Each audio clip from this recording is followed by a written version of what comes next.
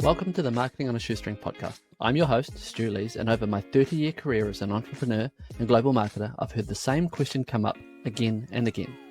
People say to me, Stu, I want to do great marketing, and I know that it's possible because I see it everywhere, but it all seems so overwhelming, and I don't have that much time or money to throw at it. So what can I do? If this question resonates with you, then my friend, you are in exactly the right place.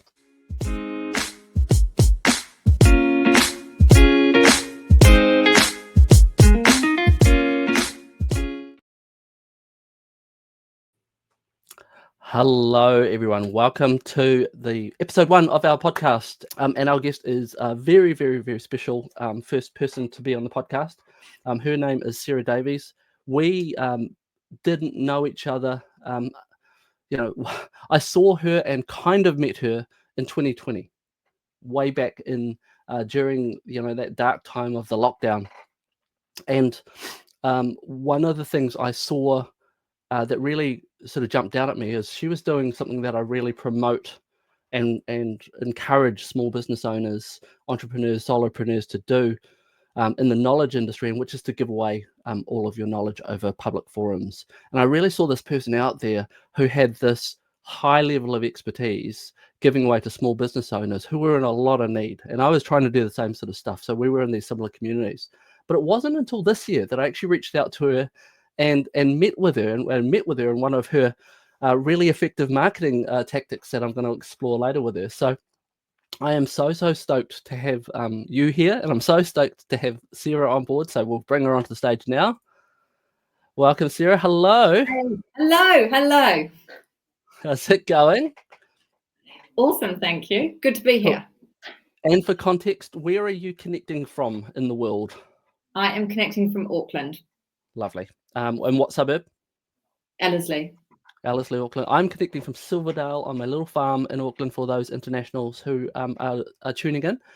And Sarah, I started off in the background talking about how I first came across you and noticed you, right? And I've since super stalked your LinkedIn profile and looked at your bio and done all of that sort of creepy stuff. But I would really love to take you back into that time. Okay. I saw you out there in some doing workshops and webinars and things and helping people out. There was a lot of focus in the messaging you were sending out was around helping people get their pricing right, those sorts of things. But when I look at your profile, it looks like that 2020 was kind of like a year of change for you too. So take us back there. What were you doing in that time, and sort of what led you to there? Yeah. Okay. So going back a little bit before then, I started my entrepreneurial journey very, very young. I had my first business when I was 8 years old. And then jumping forwards, I was actually on my kind of third business, but my second adult business, where I had set up an agency, a marketing agency. And when my husband and I got married, we promised each other we would let each other follow our dreams. Now, the first 10 years of our marriage, he didn't appear to have any dreams, which was awesome because I had enough for both of us. So it was working great. And I thought, oh, okay, maybe he's just, not a dreamer or not ambitious, and that's fine. And then he came home one day and said, I've been offered an opportunity in Singapore and I really, really want it. And I have been building up my agency. And so I would like to say that we popped champagne and celebrated. We didn't. We argued like cat and dog for 3 weeks, and we couldn't both win, right? And it was his turn. It was his turn to follow his dream. So I sold my agency and we moved to Singapore. One of the gripes that I had with my agency was that I would have these amazing people who came to us and they wanted to work with us. They had this incredible expertise, but they weren't generating enough income to outsource to us as an agency. And so they were stuck in this chicken and egg. And they would be like, how can I get the business skills? And there wasn't really a place to learn the business skills that they needed to get to that point. And so when I returned from Singapore, I was really starting back at square one. And I started off doing a little bit of consulting, and just, got to a point where I was like, what do I really, really love doing? And that was teaching people who are awesome at what they do, how to be able to amplify and, turn that into a profitable business that it makes them financially stable. So I started off doing a lot of one-to-one. I transitioned from a consultant to a coach. Started off doing a lot of one-to-one work, especially during that COVID time. And then transitioned from doing the one-to-one into a small group program that I developed. And then from there, it evolved into the mentorship that it is today. Wow. And so tell me, what was that time period? What was the timescale for context? So I came back from Singapore in 2017. I was contracting. I was doing like marketing consulting for probably 2018 to 2000. Yeah, about middle of 2018 or the end. Then I transitioned into the coaching. And my first program would have been, so I did one-to-one from like 2019, I would say, and then transitioned into the first group program, I think quite quickly afterwards, actually, because we're only on 2025 now, and the mentorship is in its third, we're about 3.5 years in. So that first program went for probably about a year. So yeah, it was, to be honest, it's all a little bit murky around COVID, and there would have been a crossover as well. So I remember when when I wanted to transition away from one-to-one coaching, I signed up X amount of clients so that I had financial stability, and then I put all my time and energy into building out the mentorship and the platform and everything. So I, during that time I was transitioning and then went into the mentorship. And so from knowing you work with a lot of people who are selling their time at the moment, Mm-hmm. who are wanting to sell their time. A Yeah. lot of consultants, people who have maybe moved from a career where they've been paid a salary. Maybe if something's changed in their life, they've gone into this idea of like, you know what, I can do this on my own and become a freelancer, a consultant or whatever, and go down that journey. You took the journey of, you might want to call it consultant or freelancer, whatever the label is, right? Yeah. And then moved into sort of coaching and the group side of this. Would you recommend that journey to someone who is in that space? Yeah? Yeah, absolutely. Yeah. And it's one of the things that we help a lot of our clients transition with. And it actually has to be a well thought out transition, For sure. If you've got to pay the bills, then you can't necessarily leap all in, and having that time to be able to build up and still have income coming in. So it has to be really carefully, planned out to be able to do that. So I promised you some potentially challenging questions, and I think this one's pretty moderate in terms of the challenge side of things, but I really, the goal of this podcast is not just to help people learn things and not regurgitate anything that's on there, out there at the moment. The goal of this podcast is to really challenge our small business owners, our entrepreneurs, our solopreneurs. I want to challenge thinking and mindsets. One of the mindsets that I get approached with a lot, and I'm sure you must get approached with it too, and so I'd love your idea on this, is there are a lot of young entrepreneurs or new entrepreneurs who decide to go straight to coaching, straight to group. And they haven't necessarily done the reps of one-on-one. So how do you feel about that? What do you see that, this idea of like, I want to start a giant group program. I've watched a Kajabi video and I've fallen in love with this idea. What's your advice to entrepreneurs getting going with that type of thinking? Yeah, so there's a couple of things here. The first one is, where are you coming from? What's your background? So if you've already, say, been coaching, and as an employee or in somebody else's company, and you've got that experience, and you know that you have got a process and a methodology that works, then that's really the first thing. You can't go from having some ideas in your head into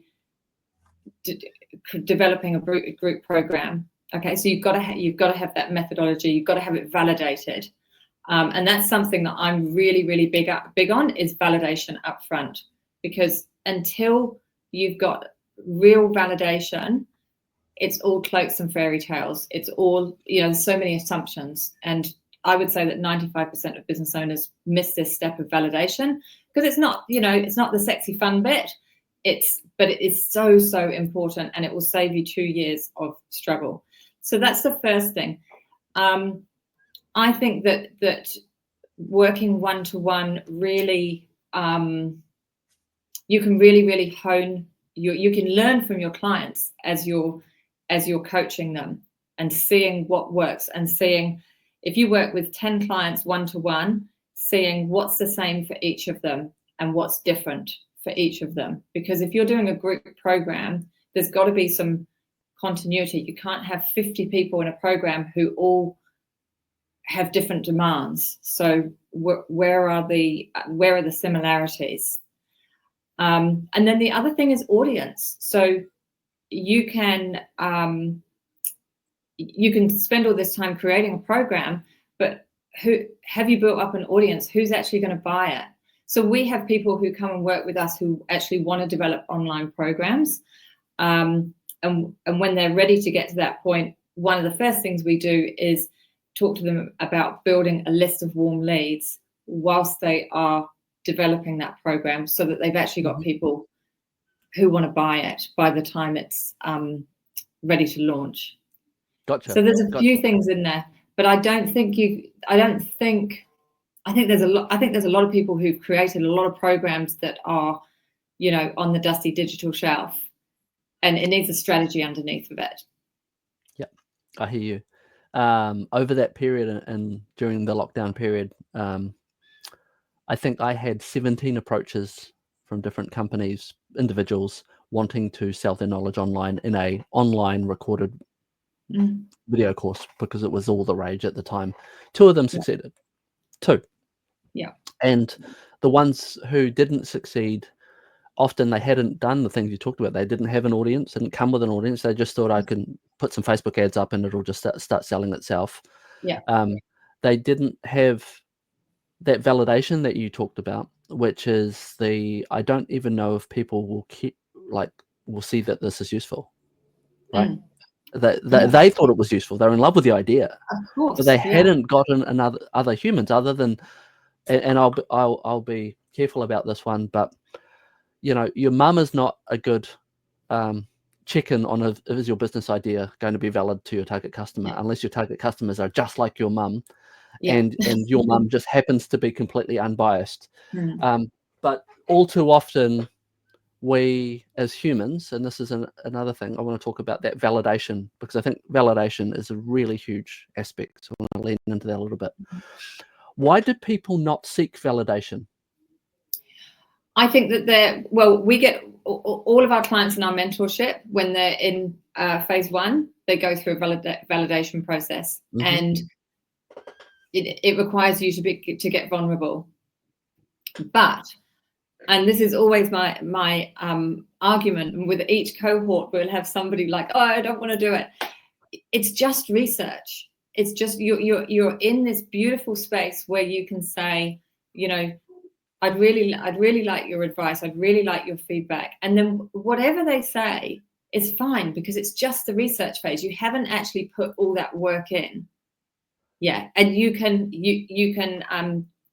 change it as you need to. So we had somebody in a cohort last year, and she'd been in business for about 3 years. She was really, really struggling to get clients. She was very, very talented, and she had this group of this community who absolutely loved her work. They literally hung on her every word, and she was nurturing them, and she was sure they were going to become her clients.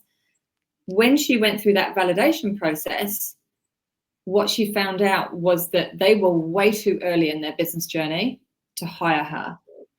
Now, she was devastated. I was ecstatic. I was like, brilliant. Now we know what's, because it flushes everything out. Now we know what the problem is. So you've got two choices. You can either keep the service that you've got and start talking to the right people, or you can create something for people who are earlier in their business journey, for these people who are actually ready to buy, who you've been nurturing, who absolutely love you. And so it flushed that out. And so it's just so valuable. Even if you don't like the answer, we can work with it, right? I love it. I mean, I've encountered that. What springs to mind is I had a client whose business got decimated. She was a physio. She had a dozen physio branches around the country. And because the doors shut over that period, their business just almost closed down. She decided to upskill herself into nutrition training. She wanted to do an online nutrition program. She had these recipe packs, all this sort of stuff, all built it all, right? Yeah. Put some Facebook ads up, didn't sell one, didn't get any leads. Came to me as a friend and said, look, I think it's just a terrible idea. And I said, well, you've only tried the validation from one angle. And I think it was about her 6th or 7th attempt at validating in small blocks that she found what unlocked it all within a few months too. It was lots of effort, which unlocked it to the point where I remember one day she got over 1,000 leads one day from one comment on Facebook. Wow. That she made. She made a Facebook group comment. Yeah. And the comment was, which ended up being, for her, this is a strategy we're going to use to grow the business forever. Is we're going to make hyper intelligent comments, very, very generous comments on Facebook groups around the world within the realms of rules for the Facebook admins so that they don't get pinged to promote a thing. And she just chose generosity as the way to get people to then come into her group and buy the product. Yeah, brilliant. And so it's such a huge thing. So I'm gonna take I love this topic. We're gonna sit on this topic a little bit more. Okay. So what are some ways? What are some things that people need to validate about what they want to take to market? So you've talked about the context of your target customer. Target customer, you may have an audience of a whole lot of entrepreneurs who are just starting out, but you might have a solution which is, as you've said, for people who are actually in a more of an emergent stage in terms of growth, where they might have staff and they might be growing to a certain point and they might really need the thing. Yeah. So what are some other areas that need to be validated for a small business owner to really start unlocking and moving forward? Sure. So the first thing is starting with you. So actually, what is the business design that you want? What's going to make you happy? What's going to bring you joy? Because after all, you want to build a business that you actually love and not get carried away, building a beast of a business that you actually don't love, that is set up in a way that doesn't work for you. So that's one of the key factors. Then it's really looking at like who is your ideal client, and this is not just geographically or the 20 to 40-year-old woman, but really who are they, and not being afraid to niche down, because people are really looking for tailored, specific solutions, and there are enough people out there, especially we can all be global, right? Well, actually, it depends. If you've got an in-person business, then you can't. If you're a podiatrist, for example, but depending on what your business, it doesn't necessarily have to geographically be restricted. So, who is the ideal client, and then what is the service that you are creating? What is the offer that you are creating, and how are you going to reach those people? So, getting really clear on all of those things and actually talking to them about what you're creating so that you can get that feedback and find out what they value. Some people value being part of a community. Other people do not. I remember, because we do community events in Auckland a couple of times a year. And I remember one of my clients a few years ago, we were having an end of year party, and she emailed me and said, Sarah, I absolutely love working with you and I get so much value from it, but I've got absolutely no interest in driving across Auckland on a Friday night to meet with other people in the community. I was like, that's absolutely fine. Whilst there's other people that will fly up, right, from Wellington or wherever to be there. So everybody is different. So it's really understanding what are your people like? Do they want to have community? Do they value that? Do they want do they want in person? Do they want online? Do they want to learn privately? What is important to them and what is not? And the only way you can do that is by actually having these conversations. And so let's dive into those conversations, because I'm a massive advocate of this, and I'm going to underpin this with another tip from my end. I think we all need to learn. Actually, I'm going to go back a bit. I'm going to go back a step, because I'm going to sort of add lens to the why we don't like validation. Most of us hate rejection. Yeah. And most of us, when we're launching our business, are horrified that we might fail. We're horrified that we might get chopped off like the tall poppies around New Zealand, but other countries have the similar challenge. If you're like Stu, who grew up on the North Shore, who never ever asked someone out for a date because he was scared of rejection, we all hold these things inside ourselves, and they become way too powerful than they're really worth. Right? They're there to protect us. I'm a psychology nut, and I know they're based around our ego, but fundamentally, one of the things they do is they make us ask biased questions when we're trying to validate our business. We ask if someone likes something. We don't ask them what they like or dislike about it, right? Yeah. We ask them questions which are going to give us less of a letdown if it's on the negative side. And I think one tip I would really bring to this conversation is we need to learn to be brutal, or get someone else to come in and ask the questions for us if we want to move fast. And to move fast, you need to have that validation crystal clear. Absolutely, right? Absolutely. And I think so. We actually give in the mentorship, when our clients go through this process, we actually give them the email to send out and the questions to ask. And then we'll always get some people that will change it a little bit, and then when I go through it with them and I'm like, well, what was the answer to this question? Or I didn't actually I didn't sort of ask that one. And so it's kind of like, you've got to ask the questions. The other thing that we find, though, is in every cohort, somebody will get clients just from doing the validation process. Funny that. Yeah, because actually it ends up being a way, and this is absolutely not the purpose of it, but it ends up being a way where you can have an authentic conversation about what you're creating. And for some people, they're like, actually, this is exactly what I want. Whereas if you said to somebody, can I have half an hour of your time and talk to you, and see if you want to buy what I've got, they'll probably say no. So it's and somebody from when I did the validation for the mentorship is still in the mentorship now. She's in her 3rd year in the mentorship, which is quite funny because I just did the validation. She was one of my validation people that I did my research project on. So it serves so many purposes. It's also really good for your messaging. So actually hearing the words that your ideal client says when they're talking about the problem that they have, or what is an ideal solution for them. And then you can actually take that messaging and use it. And then when someone else is having that same problem and you're like, I get what you mean. Does it feel like such and such? And they're like, yes, it's like you were inside my head.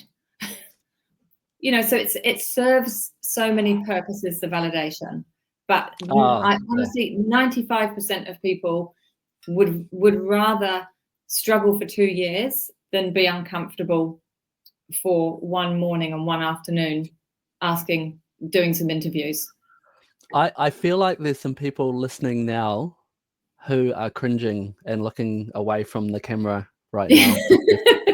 I feel I've sensed the old me was like very, very much like that. Yeah, yeah. And you've raised a really cool point, and it's something that I love, which is like projecting the voice of the customer, right? Mm, So I remember watching a live stream of a really superstar copywriter, and mm, she was talking about how most people, if they were selling to mums, busy mums, they would say, look, you know, we want to find busy mums in Boston who have this challenge about getting their kids to school on time, right? yeah. Maybe she says, the way that I write is, as a busy mum, I know what it feels like Mm, to get ready for work with a chaotic household, only to have someone vomit on your shoulder 5 minutes before needing to get the kids off to school, yeah, and all hell breaking loose, and knowing you have to hold your shit together. yeah. And she says, if you can recognize the actual voice of the customer rather than water down what you Mm, think they want to hear as advertisers speak, she said, that's when you'll cut through and you'll find your humans. When you find your mm, humans, those are the people who will not only buy from you, but they mm. will also sell for you. Yeah, And I was like, that is, yeah. And what you just said, Sarah, around that whole, the validation process, asking the right questions in the right forum to the right mm, people, gives you their voice back. And I'd 100% go that those replies, never re-articulate them into marketing speak. Do not put them into ChatGPT and get it reworded for your website. yeah. Put it in Ex- raw, right? Um, exactly. Even if it's a Exactly. bit messy and ugly, Yeah. that copy Mm. resonates. And this is the kind of thing that people can do on a shoestring. This is the kind of thing that the solopreneur can do, that they can actually do more effectively than the big business, where the big business, it's not coming, you're sending out one of your employees to do it. It's not coming from your heart. And so it's not the same conversation. So I think that this is a great strategy where the solopreneur has the real edge. Yeah, totally. So let's round off this validation piece. Tell me some places where people can validate their concept or their service or their business. Because when went to university and did some marketing papers, it was like, must do a survey, right? Yeah. And I know that is one way, but tell Yeah. us some other ways that are maybe faster, easier, cheaper, Yeah. less So effort. I don't like surveys. I don't like something where it's not a conversation, because I mean I'm asked to do surveys every now and then, and you like get to question 5 and you're like, well, I'm not either of those 3. Oh, I'll just tick one. So it's not true. It's not the real truth. We want to get the real truth. And so it has to be a conversation. I recommend doing it as a half-hour interview so that you stay on track. And even if it starts to turn into a sales thing, and they're like, "Oh, I want this," you stay with your integrity and say, "Look, we can talk about that another time, but I need to stay in my integrity and just stay with the research, if that's okay." And they will actually respect that. You can do it through putting a post on LinkedIn.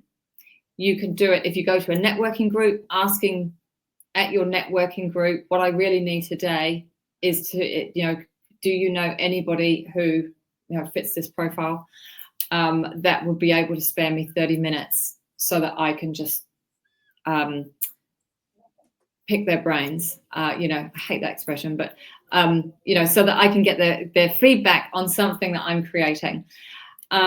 You can do it through Facebook groups. We've got one client currently, and she is she's a mum. She's a coach for mums who are getting back into the workforce, and she has had great success doing it in Facebook groups and getting people from Facebook groups. So just doing it via your community. In our community, other people in the community who are further ahead, in cohorts that are further ahead, they will always help,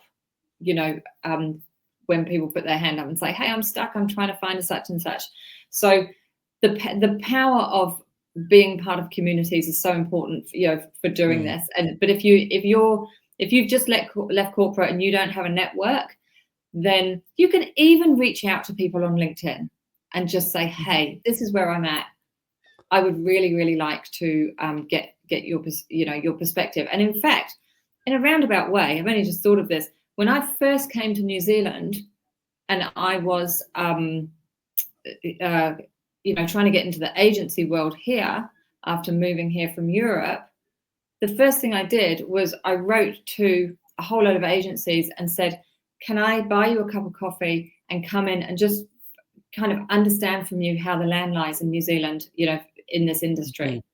And that was how I got 3 job offers. And I never went for an interview or went through an interview process. I actually just went and said, can I just get your advice, find out how it works here, and just to understand. And it was honestly to understand, but also a great way to open doors. I think you've raised a really important point there, that whole outreach thing has been ruined on LinkedIn, because LinkedIn is one of the few channels in the world where you can find a person based on their location, their job title, and you can talk to them. You can send them a message for free. Yeah. And it's been ruined by people who then send them a message to go and buy something. And so what you did, Sarah, was you held this intention, I'm here to learn. And I think when you are intentionally reaching out to people going, I would just love to explore an idea with you. I'd love to understand how this works. I'm just wanting to grow my network, perhaps. And there's not a thinly veiled ask after it. When you're the receiver of those messages, we all have people talk about the algorithm all the time. And I keep coming back to this point of like the most important algorithm is the brain. It's a human. Yeah. And they're going to read through your crap. They're going to read through your thinly veiled offer. So maybe flip over and drive that intention of, I'm here to learn. And if we connect as a result of that and become friends, great. Yeah. Right. Yeah. And I personally, you and I have met. I saw you back in the day, and we may have exchanged messages back in 2020. I can't really remember. But I connected with you this year because I saw you posting, and this will get onto our next tactic topic. We'll drill into things quickly. I saw you posting about something which I'm certain is a genius lead generation tactic that you have. And I attended an event that you held, and then I reached out to you afterwards and I said thank you. Right? Yeah. And we had a conversation on LinkedIn, and that was my intention. Wasn't I'm going to like sell business to her. It was like, hey, what she did was a really cool thing. She deserves a little bit of feedback from people. I'm going to be that people today. Yeah. And here we are, right? Yeah. And so tell us about that event. Actually, let's go back a step. That event falls under the category of, I want to make some of these points that we traversed in our limited time today, actionable shoestring marketing tactics. So let's talk about lead gen, starting with the event that I first attended in your space. Yeah. Okay. So the reason that we held, so the event it's an online speed networking event called Beyond Commenting. We've actually got our next one on the 6th of August. And we basically, it actually started because one of the things that we teach within the mentorship is how to network effectively. And we teach people how to talk about their business. And it started off that it was just the clients and they would practice talking about their business. And then I said, hey, I've got an idea. How about I invite all my network on LinkedIn, and then you can practice talking to those people and actually start growing your network. So that was actually how it started, was to give our clients not just the tools, but then a springboard to putting it into action in a safe environment. And some of them had never been to a networking event, and certainly never a speed networking event. So it's created, it's 3 rounds, and we give conversation prompts because we know some people they've never done it before and they're really nervous. So it just makes it easier. And it works really, really well. It's a win for everybody. It's a win for my clients because they get to practice. and grow their network and meet new people. It's a win for the LinkedIn community who come because they get to extend their network. Everyone had a great time. And it's a win for me because I will, for one, I'm kind of showcasing my style.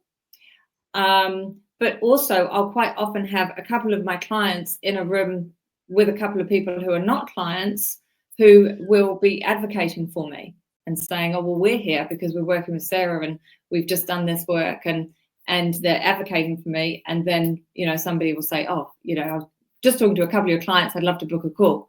So it's a win-win for everybody. Oh, I went as a guest and it was a win for me. I loved it.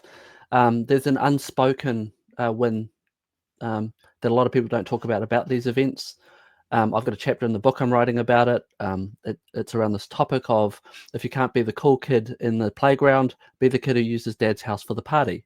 And and I've used this in business numerous times where you might enter in a brand, might enter into a marketplace where you just don't know no one.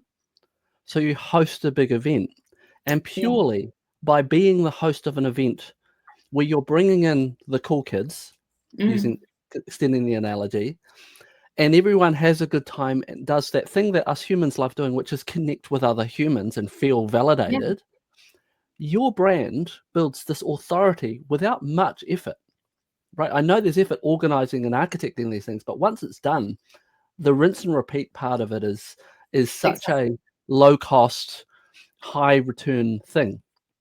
So I loved what you did. I'd encourage people. We'll put this in the notes of this event as well, and put it on the podcast, to go to the go to Sarah's next one.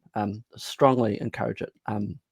Now, give me one more lead gen tactic that you think is highly effective. That's on that low. May not be easy to do, but that sort of shoestring market lead generation tactic that you love.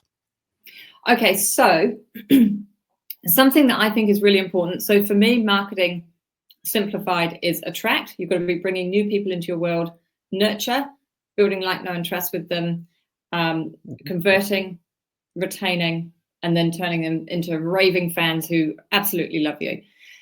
I think a lot of people miss that nurturing phase. They have a conversation with somebody, the time's not right, and then they don't want to go back to them. They might get rejected. And it's kind of like, and for the other person, they're like, that was kind of interesting. Now's not the right time for me. And then they forget, or, so in this nurturing phase, to have created a free resource that, which is also called a lead magnet or a free gift in some form. There's lots of ways that you can create one, and having that to fill that nurturing gap, I think, is really important. And you can use that in a lot of ways. You can use it when you're at a networking event and you're having a conversation with somebody and they seem to be interested. You can say, look, I've actually got a free resource that's got some great gems in it that cover what we've been talking about. Would you like me to send you a link when I get back to the office? Yes, please. That would be awesome. You can have it on your website. You can have it, if you're a podcast guest, you can have it at the end of the podcast that people can then go and download. You can use it in so many ways, and it fills that gap between this is interesting and I want to buy. And that gap, it can, like 97% are not ready to purchase when they first come across your website. So it fills that gap. And I often use it if I go to a website and I'm like, this is interesting, but I've already got my 90-day plan and nothing is going to come into that, but I want to kind of hold on to it. I'll download their free resource and spend my time building like, know, and trust, and decide if I want to then go on to contact them. I think it's a wonderful tactic to bring to the picture. And there's something else that the execution following that does as well. So you download a great lead magnet PDF, whatever it is, tool, resource, that's genuinely useful, right? It has to be genuinely useful. Right? Like, please don't send people sales things as your lead magnets, please, people. So they receive something genuinely useful. they receive a little shot of dopamine. I did this thing. I took a little risk and gave them my details, and I got this thing. Wonderful.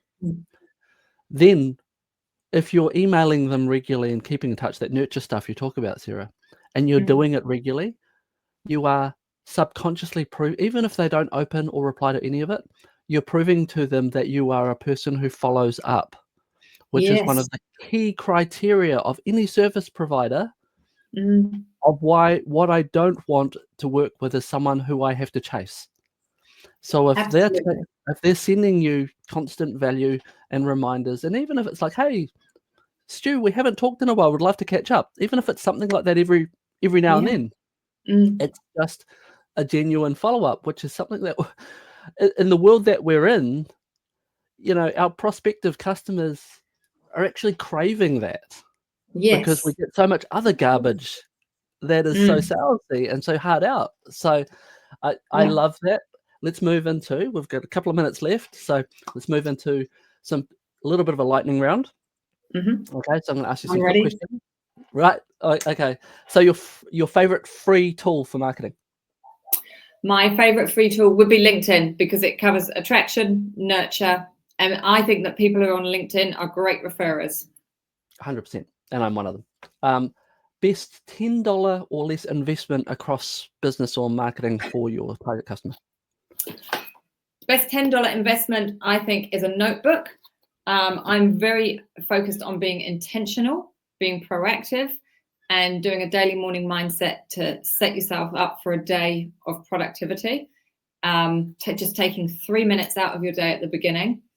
And we actually have a little, kind of 5 steps that we take our clients through, so that you're not just being busy, you're actually working on the priorities of the business, the things that are going to move the needle. Wonderful. Most overrated marketing expense? And some people won't like this, but I would say getting a website too early and paying for professional branding too early, because until you've got that validation, until you're really, really sure on who your ideal client really is, and you have created an offer that you have validated, then you don't want to be putting all that money into having a website built.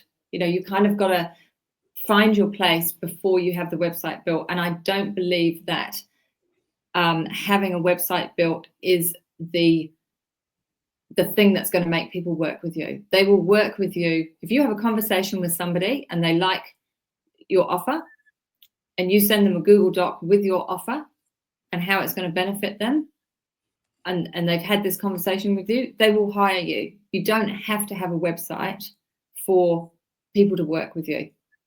But I do think a website has its place and it's important. Just don't make it the first thing you do. All right. So, and the last one, take yourself back to you're coming back from Singapore, and you're starting at zero, right? And let's say you had to start over again and you had $100, right? What would be the first thing that you would do? If I had $100 and I had nothing else, I would take 10 people out for coffee who preferably didn't want to have almond milk or oat milk, because that would put the price over to $5. So I would have 10 coffees with people and start having conversations. And those people might not be people who I think are my ideal client, but they may be connected to my ideal client. They might be advocates for me. But, just conversations. We've got to be having more conversations. And I think we're going to call it time-wise. Thank you so much, everyone, for tuning in.